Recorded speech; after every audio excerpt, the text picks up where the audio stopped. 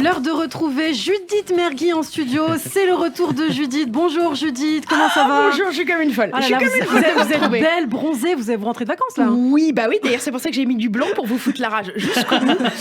Mais je vous raconterai tout ça dès demain puisque on est lundi et lundi c'est quoi? C'est la revue du week-end, évidemment. Exactement. La revue de week-end. Exactement, bravo. Ouais, je vous respecte jusqu'au bout. Alors, la revue de week-end, on commence justement, Judith, par ce médecin qui a soigné Alexei Navalny, qui décède d'une crise cardiaque. Oui, voilà, d'une crise cardiaque, bien sûr. Et j'en rajouterais même du Sodgerschutz-Strobrazm. Ça, c'est du russe, ça veut dire quoi? Ça veut dire, et la marmotte, elle met le chocolat dans le papier alu. Marine Le Pen déclare: si je suis présidente en 2022, j'irai voir les pays dont sont issus les immigrés pour leur dire qu'ils doivent reprendre leurs compatriotes. C'est qu'elle se chauffe pour un tour du monde, la dame. Marine Le Pen, blogueuse voyage. Le ministre des Affaires étrangères hongrois: j'ai reçu tous les vaccins soviétiques et je suis toujours vivant. Ouais, Navalny, il avait dit pareil. On passe du coq à l'âne. La célèbre pâtisserie parisienne La Durée est en vente. Trouver un acheteur pour La Durée, ça devrait être qu'une question de temps. Pas mal celle-là. À Lyon, je suis revenue en forme, vous avez vu. À Lyon, des délinquants sortent de force un homme de sa voiture mais n'arrivent pas à la démarrer. C'est ballot, ça, quand même. Hein. Le vol de caisse un peu foireux, tu vois. Par contre, du coup, nos policiers français étaient contents parce que c'est la première fois qu'ils gagnaient la course-poursuite. Voilà. Hein. C'est bon, les gars, on les a coffrés, là, on les a coffrés. Ouais, mais en même temps, ils étaient dans une caisse à l'arrêt, donc... Alors qu'elle avait initialement prévu de donner naissance à sa fille à l'hôpital, la top modèle Gigi Hadid a finalement changé d'avis et décide d'accoucher à domicile. Eh ben moi je la comprends. Voilà, franchement, quand tu te prends plusieurs fois 135 € d'amende pour non-respect du couvre-feu, tu réfléchis à 2 fois avant de sortir de chez toi. Et finalement, est-ce que accoucher à l'hôpital, est-ce que c'est vraiment une raison impérieuse? Ce samedi, du sable venu du Sahara donne une couleur ocre au ciel de l'Est de la France. Ah bah ça, Marine, Le Pen, elle l'avait dit hein, qu'il fallait fermer notre ciel. Hein. Si c'était Marine qui gérait les flux migratoires, le sable du Sahara, on lui aurait dit tu passes pas, d'accord? Toi, tu restes chez toi avec ton teint basané. Nous, notre ciel à nous, il aurait été tout bleu, Marine. Pour vanter les bienfaits de l'exercice physique, le ministre de l'Éducation participe à un cours de gymnastique en présence des élèves. C'est vraiment vu cette vidéo. C'est Jean-Michel Blanquer et Géry Adidas. Voilà. J'y crois pas trop, hein. Mais tu me diras, parfois il nous fait bien suer, certes. Mais sérieux, Blanquer pour inspirer le fitness, mais pourquoi pas Véran à l'haltérophilie, Castex au kitesurf? Une mesure surprise à l'arrivée. Oui, elle est là, mais parce qu'elle est émue de me retrouver. Vous lui pardonnez. Une mesure surprise à l'arrivée à l'aéroport Charles de Gaulle. En plus de leur test PCR négatif, les passagers doivent se soumettre à un test antigénique. Mais ça, c'est vrai, mais est-ce que vous croyez qu'il s'agit qu'ils veulent tester justement le nouveau prélèvement Babal? Anal, vous voulez dire? Oui, non, c'est un synonyme. Le prélèvement dans le baba, on dit c'est un prélèvement babal. Voilà, c'est comme ça. Alors non, tu me diras, ils ont raison parce que je veux dire, quitte à tester ce nouveau test anal, autant le faire pas surprise, hein, c'est mieux. Vous aussi, vous avez un petit peu de mal sur des mots là, je remarque ce matin. Ouais, alors calmez-vous.